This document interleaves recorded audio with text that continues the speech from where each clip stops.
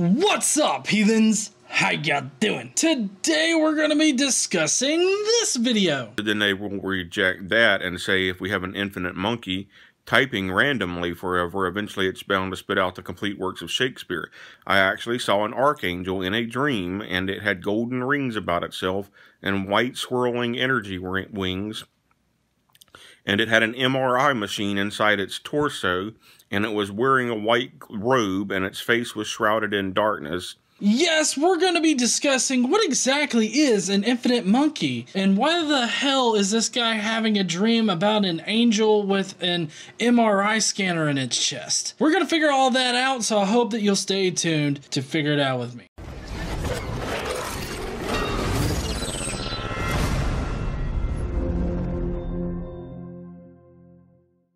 Alright, so this guy right here, his name's Wade. Yes, he did video this or record this in portrait mode. I don't know why, but people still do this. I feel like I should cut in that song that talks about going, you know, flip your phone on the side kind of thing. No, don't you hit record and no, then upload online and no, we can't see all the picture. No, it's a vertical video crash. But yeah, let's see what this guy's got to say though. Okay, welcome back. My name is Wade Smith, and what I want to talk about today is evidence and the atheist's rejection of evidence. Okay, so to my knowledge, atheists don't reject evidence without seriously considering it, for one, and two, they don't reject good evidence. If somebody has good evidence for something, they're more than likely not going to just outright reject it because it disagrees with their current belief set. I disagree with you on the premise that we just reject evidence. We reject bad evidence. We reject evidence that doesn't actually prove the point that you're making. So if you just have like a disagreement with us about whether or not the evidence is good, that's a different conversation than atheists just reject all evidence that I have for my holy sky daddy that loves to do magic in his off time. For God.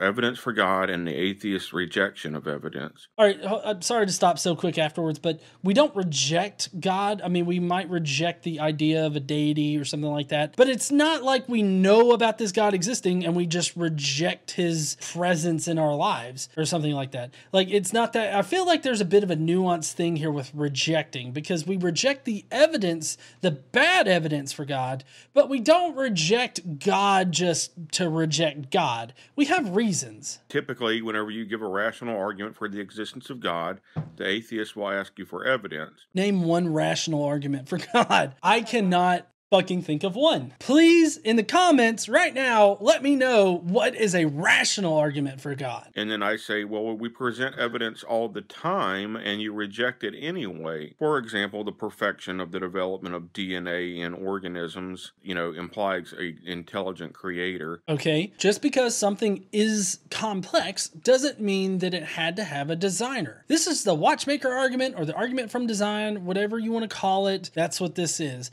It's not evidence for a God, it's really bad reasoning to get to God. Because when you have natural explanations for how things came to be in our reality, like for instance plants, other life forms, solar systems, planets in general, like when you have explanations that don't require God, that are completely natural explanations, those are always going to trump a supernatural God explanation for it. You may think that it naturally implies a creator, but it doesn't actually imply a creator, because natural explanations don't need a creator in order for them to happen, because they just happen naturally without any other like conscious external force. Well, yes, DNA is not perfect. There's a lot of, you know, DNA errors, I guess, like genetic abnormalities that end up as genetic diseases and all this other thing. So that's a good point. Thank you, Casey, for bringing that up. I almost missed it. DNA is not perfect. It can really fuck you up. It fucks people up every single day.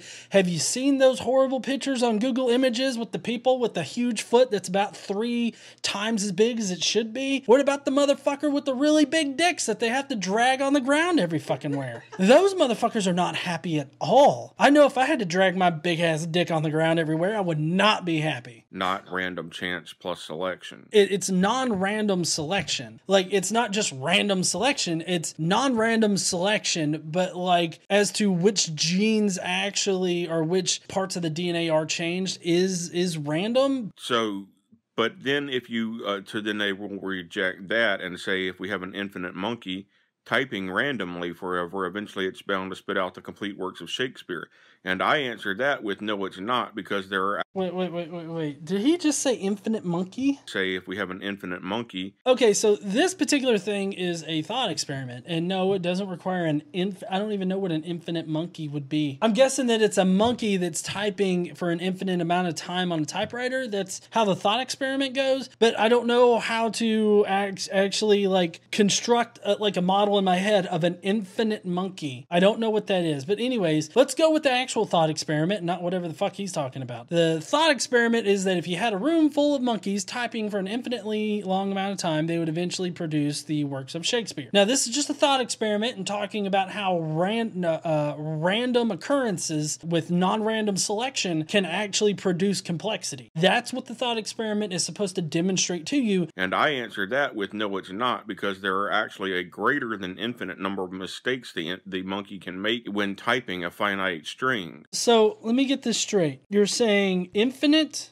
is greater than infinite. Is that right? Like, I feel like he's saying that there's an infinite plus one amount of errors but then there's an infinite number of chances to produce that. But there's an infinite plus one. Like, an infinite plus one is just infinite. So it's either you would never get there, or in actuality, what he's trying to say is that you would just never get the works of Shakespeare. But like I said, the thought, like, he doesn't have any mathematical basis in which to say this, because it's that whole pigeonhole theory that I was talking about earlier. Not like, sequestering a person into a specific niche. I mean, the mathematical principle of pigeonhole theory. There's like 100% chance that they would eventually end up producing like Shakespeare, because if you run through every single combination of words, you would end up with Shakespeare in one of those. Now, it probably would take a long time for those pieces to add up, but they would eventually add up, and that's the purpose of the exercise. All right, it can actually type too long or too short. It can type AAAAA, it can type AAAAAAB, it can type AAAAAAAAC, and so on. There's a greater than infinite number of mistakes the monkey can make in a finite time. He only points out a couple of different things here, but also those particular like combinations would already be factored into the infinite amount of time for so many monkeys to produce the works of Shakespeare. Like the experiment, or the thought experiment, is literally just meant to demonstrate how eventually it'll get there through random changes with non-random selection. So no, an infinite monkey cannot create the complete works of Shakespeare by random chance, nor can it create a human being by random chance. I would love for you to prove that, good sir. Also, if you could include the definition of what an infinite monkey is, I would love to hear it. Well, yeah, also learn limits. I mean, you have to understand a lot of math in order for you to be saying this. No offense, you don't look like a PhD mathematician. And besides all of this, an infinite monkey would just be a dumb god. All right, if you actually had an infinite typing monkey, it would be a dumber god. So you've actually committed the sin of idolatry by considering the infinite monkey hypothesis. Holy fuck, we're gonna go to hell for thinking about monkeys. Like, can you imagine getting down to hell and the devil's like, oh, you've been thinking about that infinite monkey, huh? Well, I got an infinite monkey right here going up your ass. I guess it's because you're considering like an infinite monkey to actually exist, which nobody that considers that particular thought experiment thinks that a monkey can exist infinitely. It's not committing idolatry either to consider thought experiments. It is a group of infinite monkey gods. And it is a polytheistic belief, and don't shit on it, or I will have the infinite monkey shove his foot up your ass. They do rage shit and throw it whenever they make a mistake and they have to start all over again. The evidence for God is that the DNA is finite. It's not infinite, and it can't just hit a bunch of... If DNA randomly mutated, you would only get a positive mutation once in like a quadrillion times or what. whatever the case. No, that's actually demonstrably false. I mean, while most mutations that happen from generation to generation are either neutral or harmful, those particular mutations don't win out in the grand scheme of things. Only good mutations do. And, the accumulation of these good mutations is what causes these changes in the animals, and it is the engine behind evolution. So I know that you're getting to the idea that, evolution can explain why we see the diversity of life. I get that you're going there, but you don't actually have the evidence to say any of the things that you're saying. And good mutations don't pop up every once in a quadrillion times that something mutates. I don't know if he thinks that the thing is playing around like a radioactive well or something, and then mutations are occurring rapidly or something or what, but apparently to him, mutations take a long time for it to happen. All right. Not a continual progression from less advanced to more advanced. Well, I mean, you do see a progression from less advanced to more advanced. I mean, if you just look at the fossil record in general, you see less advanced to more advanced. It's a logical connection. Also, you're not like adding new information to it. I mean, you're changing the existing information that's there. And because DNA is a molecule, because it's a chemical, it reacts differently when you have different combinations. Even a single combination can produce something that's bad or good. So I don't really understand the point that you're making here with this, but it doesn't, I mean, it simply doesn't make sense. Now, I say, well, what about personal testimony? If a believer gives personal testimony of experiences with God, the atheist calls him a liar or a lunatic. I don't know anybody that calls them liars just right out the gate. I can understand, because there are some inflammatory people that might shout liar or whatnot. I run into them a lot with the flat earthers. They just will scream lie, lie, lie, lie, and they expect that to be some kind of fucking argument. But I think that anybody that professes some kind of magical experience, you shouldn't immediately say they're lying. I think that you should be like, okay, I get that you experienced that, but that doesn't actually prove to me that any of this is real. Because with these personal experiences, you could be hallucinating. You could have done any number of certain things that gave you a false perception of reality in whatever state you were in. I guess it's kind of a fuck me situation with not trusting some random person's anecdotal story that could just be bullshit, or it could just be that they thought they saw something when they didn't. There's a lot of people that think that they saw Bigfoot in the woods. There's a lot of people that think Cain is Bigfoot. So, I'm just saying, don't always trust personal experience. Anecdotal evidence is the worst kind of evidence. So they turn to ad hominem if the believer gives personal testimony. For example, if I tell the dream where my sister had cancer, by the way, and if I tell the dream where I saw an angel and it told me we are cancer free, and the next day my mother told me that my sister's cancer was finally cured, the atheist simply says that's a coincidence, or that's deja vu, that has nothing to do with anything, or you're insane, you're lying, whatever the case. But no, that actually happened. Okay, well, I think that people have dreams, so I don't think you're necessarily lying. If your sister had cancer, I can imagine how that would weigh heavy on your mind. Then you had a dream, and since you're obviously religious, you had a dream about an archangel that told you that you were, cancer-free. I have no reason to doubt any of this, but at the same time, that's not any kind of, eyewitness testimony or anything. That's not any kind of evidence that's anecdotal evidence, especially with you having a dream that doesn't actually prove anything. I actually saw an archangel in a dream, and it had golden rings about itself and white swirling energy wings, and it had an MRI machine inside its torso, and it was wearing a white robe, and its face was shrouded in darkness, and it spoke to me 4 words and said, "We are cancer free," and then the dream ended.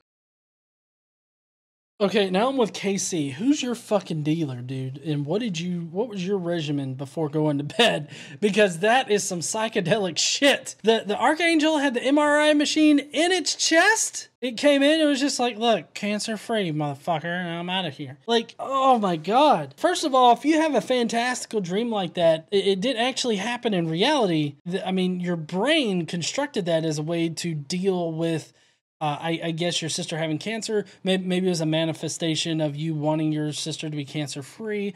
I don't know. The thing is that doesn't actually prove in reality that God exists because you had a dream. I mean, I remember having a dream about trying to escape velociraptors in Jurassic Park. I wasn't actually in Jurassic Park, but fuck it if I didn't have that dream. Velociraptors are scary as shit. And the next day I was told that my sister's cancer was cured. That is divine prophecy, all right? And yet an atheist will call me, like I say, a liar or insane for saying so. That is... Okay, well, I wouldn't claim that you're insane because I've had some pretty crazy dreams too. And I wouldn't call you a liar because I totally believe that you had that dream. So both of those points are false. Please continue. An experiential eyewitness testimony that is just as good or better than the eyewitness testimony that's given in a court of law. No.